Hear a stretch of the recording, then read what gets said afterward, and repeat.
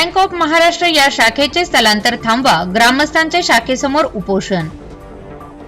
शेवगाव तालुक्यातील वरूर येथील bank of Maharashtra या बँकेचे स्थलांतर शेवगाव या ठिकाणी होऊ नये यासाठी ग्रामस्थांचे वरूर बँकेच्या शाखेसमोर उपोषण। शेवगाव तालुक्यातील वरूर या गावातील ग्रामस्थांनी आज मंगळवारी दिनांक 1 जुलै रोजी गावातील बँक ऑफ महाराष्ट्र या बँकेच्या शाखेचे स्थलांतर शेवगाव या ठिकाणी होऊ नये यासाठी उपोषण सुरू केले आहे।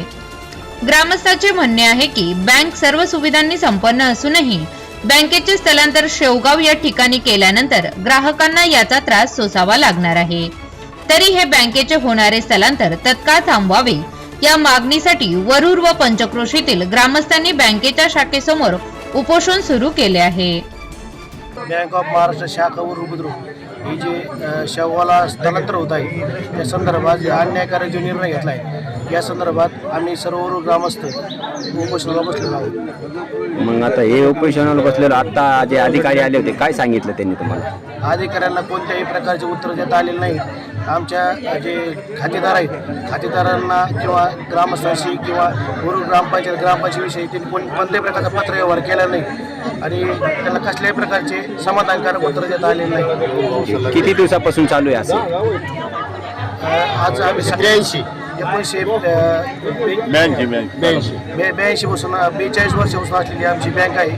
आम्ही सगळ्या 10:30 वाजल्यापासून सर्व वरूरचे ग्रामस्थ व खातेदार महिला वृद्ध अपंग बांधव आमरण उपोषणासाठी बसलेलो आहोत। आम्हाला सेवा केंद्र त्या सेवा केंद्राची कॅपॅसिटी किती राहणार आहे? 10 ते 20 हजाराची। इथं एक माणूस 2-2 5-5 लाख रुपये एका टायमाला काढतो।